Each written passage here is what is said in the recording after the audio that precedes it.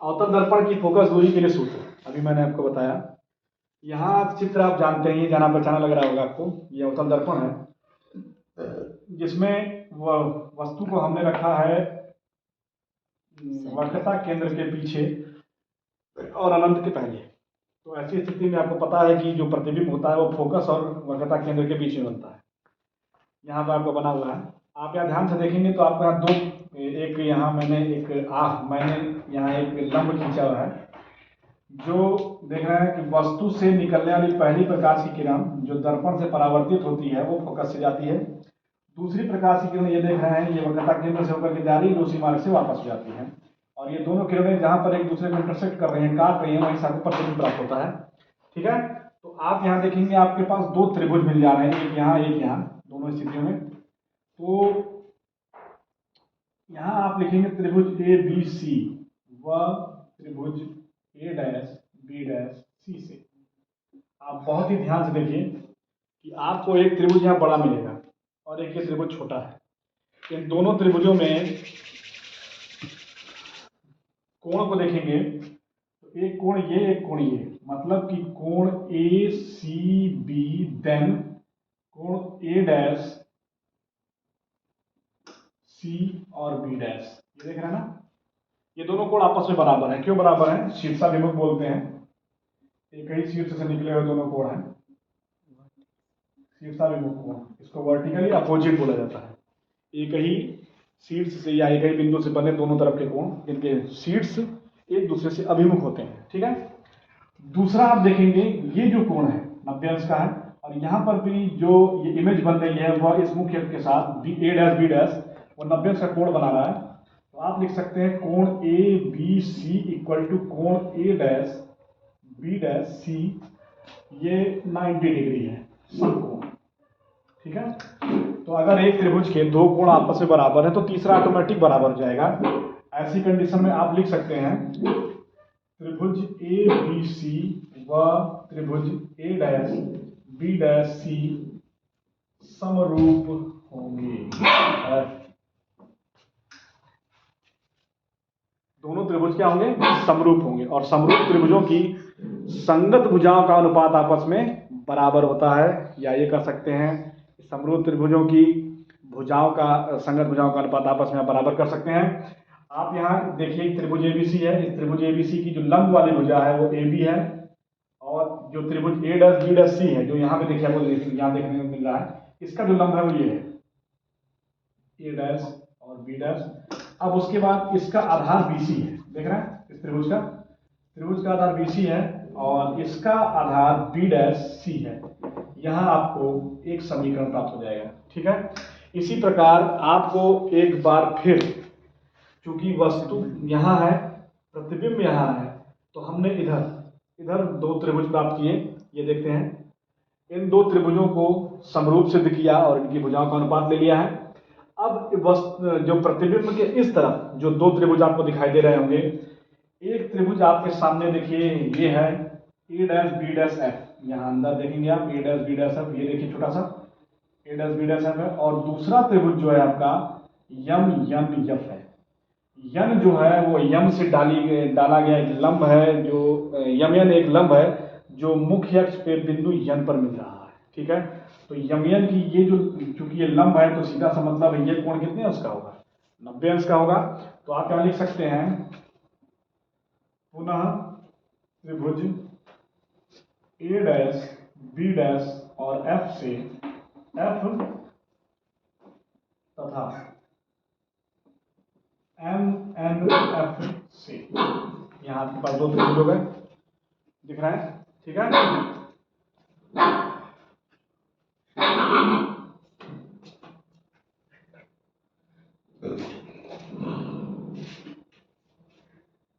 कोण A dash B dash F equal to कोण M N F. क्यों? प्रत्येक समकोण है। आप देख सकते हैं दोनों 90 अंश के हैं, प्रत्येक 90 अंश, या लिख सकते हैं प्रत्येक समकोण।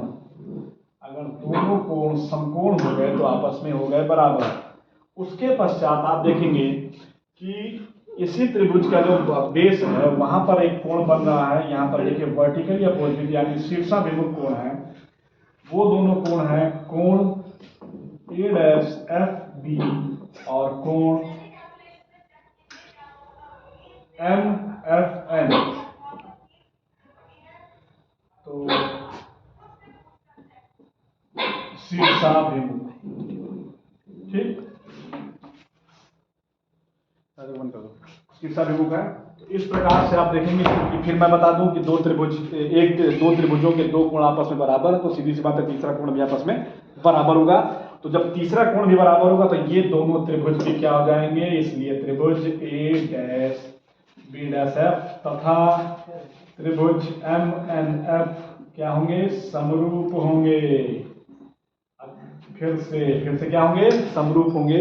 और समरूप त्रिभुजों की भुजाएं कैसी होंगी, समरूप त्रिभुजों की भुजाओं का अनुपात कैसा लेंगे, बराबर लेंगे। तो हम उनका अनुपात ले लेते हैं।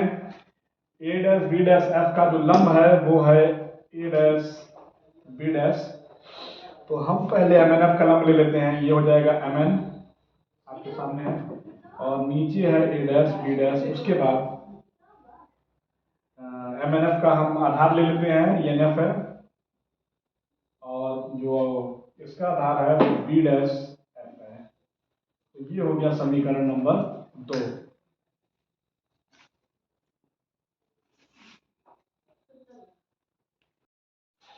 तो ये दोनों त्रिभुज आपके समरूप हो जाते हैं।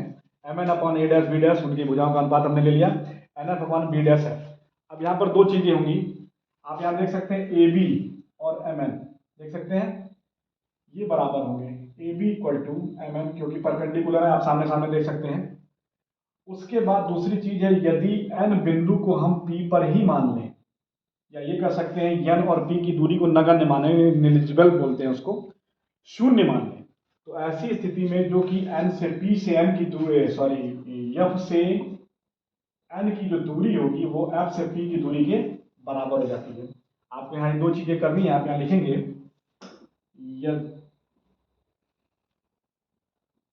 क्योंकि A B equal to M N, ठीक है, इसको आपने बराबर कर लिया। तो इस ए बी इक्वल टू अगर एम एन है तो इसको आप समीकरण 1 में पुट कर सकते हैं, रख सकते हैं। समीकरण 1 से, तो आपका समीकरण 1 में आप ए बी की जगह एम एन रखेंगे, ये हो गया M N upon A dash B dash equal to B C upon B dash and C. अब चूंकि आप यहां देखिए इसका पक्ष समीकरण 2 और समीकरण 1 का एक पक्ष आपस में बराबर है, ऐसी स्थिति में आप लिख सकते हैं B C upon B dash C equal to N F upon B dash F. देखिए हो गया समीकरण, ये तो आपका 3 बन गया था, समीकरण 3 हो गया। तो आप अब एक मिनट आप एक काम कर लो, यहाँ लिख लो समीकरण 1 व 2 व 3, समीकरण 1 व 3 से आप देख सकते हो ध्यान से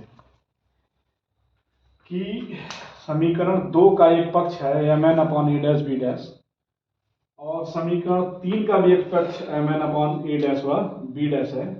तो ये समीकरण 2 व 3 से आप देखेंगे तो दोनों के एक पक्ष बराबर होने के कारण दूसरा पक्ष अपने आप क्या होगा, बराबर हो जाएगा, N F upon B dash F. हो गया, बात समझ में आई। आपको दो चीजें देखनी है ध्यान से, पहली चीज ये जो ए बी है वो एम एन के बराबर करना है। दूसरी चीज अभी मैं करूंगा, जो बिंदु एन है, मतलब कि जो आपने एन एफ दूरी रखी है, इस दूरी को आप पी एफ मान लो, बिंदु पी को नगण्य मान लीजिए। नगण्य मानने पर, नगण्य बोलते हैं मतलब लगभग शून्य के बराबर, नेग्लिजिबल, इग्नोर। तो बिंदु पी और एन की दूरी क्या है आपस में, बिंदु पी और एन की दूरी को शून्य मान लीजिए, कुछ है ही नहीं। इसका मतलब कि एफ से जो एन की दूरी होगी वही दूरी एफ से और पी के बीच में होगी। ठीक है, इतना नोट करिए, उस करो जी। ठीक है। बिंदु P को नगण्य मान लिया।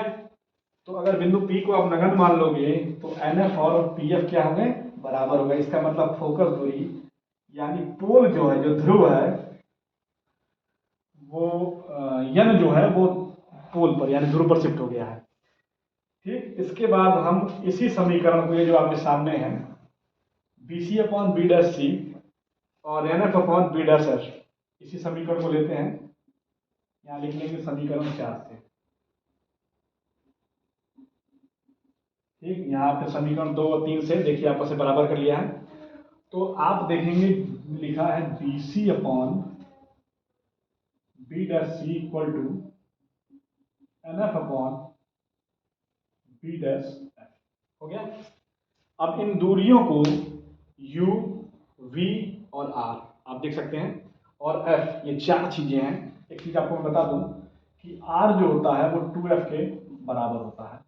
R मतलब वक्रता त्रिज्या। मैंने आपको अपने पहले वीडियो में बताया है कि वक्रता केंद्र से ध्रुव तक की जो दूरी होती है, वक्रता केंद्र से ध्रुव तक की जो दूरी होती है वह वक्रता त्रिज्या होती है, और फोकस दूरी उसकी ठीक आधी होती है। ठीक है, इसका मतलब कि जो फोकस दूरी है उसका दुगना करने पर वक्रता त्रिज्या के बराबर हो जाएगा। इसलिए देखिए R इक्वल टू 2F है, और जो चिन्ह परिपाटी के अनुसार जितनी भी दूरियां आपके सामने हैं वो सब ऋणात्मक चिन्ह की ओर है। अवतल दर्पण से सारी दूरियां किस तरफ है, ऋणात्मक है। उसकी फोकस दूरी भी ऋणात्मक है। वस्तु को भी आपने जो रखा है वो ऋणात्मक दूरी की तरफ है। और यहाँ देखेंगे जो प्रतिबिंब आपको मिल रहा है V, प्रतिबिंब की जो दूरी V है वो भी ऋणात्मक होगी। आपको 2-3 चीजें और बता दूं, U अर्थात वस्तु की दूरी, F आप जानते हैं फोकस दूरी होती है, और R क्या है, वक्रता त्रिज्या है, मैंने आपको बताया हुआ है। इसके बाद V जो है ये इमेज की दूरी है, प्रतिबिंब की दूरी। बात समझ में आ गई, हो गया। तो लेकिन ये सारी ऋणात्मक होंगे। BC इक्वल टू, आप देख सकते हैं BC है ये दूरी, तो BC इक्वल टू आप BP देख सकते हो, उसमें से CP घटा दो।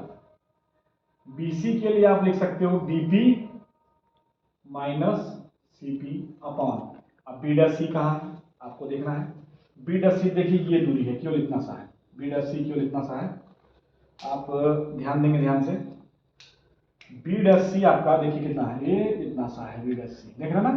तो B डैश C को आप लिख सकते हैं CP माइनस, CP कितना है, यहां से पूरा ये मतलब वक्रता त्रिज्या, CP minus B dash P। B dash P, B dash P है आपकी प्रतिबिंब की दूरी, हो गया। BP क्या है, वस्तु की दूरी है। CP क्या है, फिर से देखो वक्रता त्रिज्या है।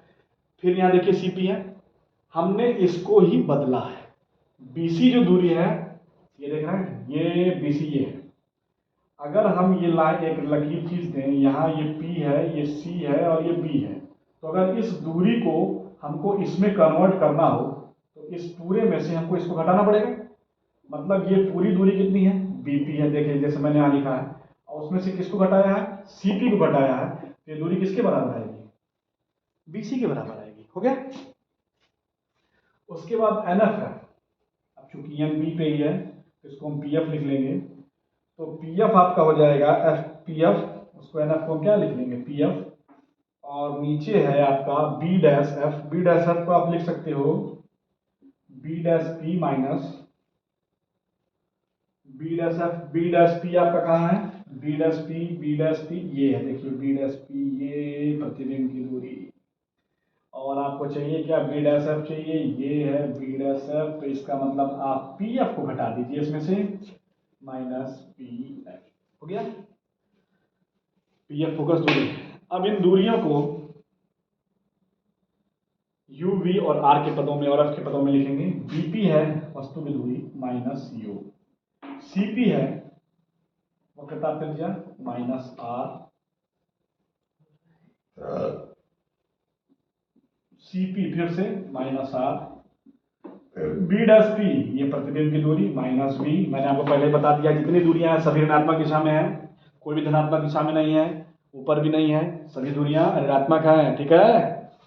उसके बाद बराबर PF, फिर से फोकस दूरी माइनस F लिख लेंगे। बी डैश पी, आपने बी डैश पी को माइनस वी लिखा है, माइनस वी माइनस ये पी एफ फिर से माइनस एफ, ये हो गई आपकी फोकस दूरी। ठीक है, अब आपको एक काम ये करना है कि जो आर है ये किसके बराबर है, 2f, मतलब वक्रता त्रिज्या फोकस दूरी की दुगनी होती है। ठीक है, तो फोकस दूरी वक्रता त्रिज्या की आधी होगी, दिमाग लगाइएगा। माइनस यू, यहाँ माइनस आर है तो यहाँ माइनस 2f लिख लेंगे, फिर यहाँ माइनस 2f माइनस, ये देखिए माइनस और minus minus minus plus equal minus F upon फिर minus V minus minus plus F. अब आपको कुछ नहीं करना, बस गुणा करना है। Minus U minus minus plus 2f upon minus 2f plus V equal to minus F upon minus V plus F. अब आपका गुणा होगा ऐसे, क्रॉस मल्टीप्लीकेशन, माइनस वी से यू में किया माइनस यू में तो ये हो गया यू वी, फिर माइनस वी से 2f में किया तो माइनस 2f वी, देखिए माइनस है प्लस है, प्लस माइनस माइनस हो गया, फिर f से u में करेंगे तो प्लस माइनस का माइनस एफ यू, फिर प्लस प्लस का 2f का स्क्वायर। क्लियर, इक्वल, इधर आपको ज़्यादा मेहनत नहीं करनी, केवल एक पद है, तो माइनस 2f सिर्फ माइनस एफ में करेंगे तो ये माइनस माइनस प्लस 2f का स्क्वायर हो जाएगा, फिर माइनस प्लस का माइनस एफ वी हो जाएगा। देख लीजिए ध्यान से, देखिए ध्यान से, जब तक ध्यान नहीं तब तक ज्ञान नहीं, ध्यान देंगे आप। ठीक है, अब यहाँ देखिए 2f स्क्वायर, इधर भी प्लस का इधर भी प्लस का, बीच में क्या लगा हुआ है, दो बड़े बड़े डंडे मतलब बराबर, तो अगर इस पद को उधर ले जाते हैं तो ये माइनस हो जाएगा, इससे बढ़िया इसको यहीं पे काट दीजिए।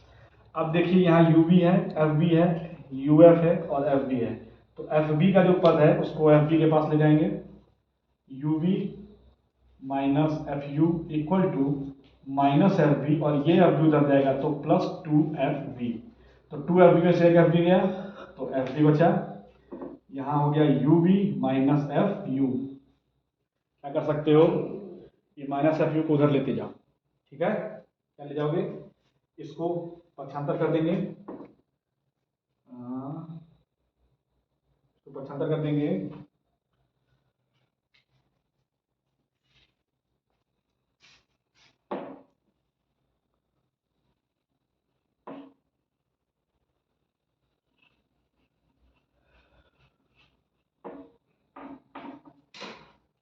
ये एफ यू का पक्षांतर करेंगे तो ये हो गया U V equal to F V plus F U, sorry ये एफ यू है, ध्यान देंगे एफ यू है।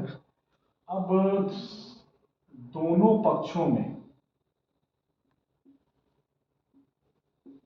एफ यू वी से भाग देने पर, अगर आप चित्र देख करके इसको याद कर लोगे बढ़िया से, अगर इसको रट लो तो इसको करने में कोई दिक्कत ही नहीं है। क्या याद करना है, ये जो दूरियां हैं सब ऋणात्मक होंगी, और आपको ये जो आपने कन्वर्ट किया है त्रिभुज की भुजाओं को, इन भुजाओं को इन दूरियों में ही कन्वर्ट करना है, और सारी दूरियां ऋणात्मक लेनी है, कोई भी दूरी धनात्मक नहीं होगी।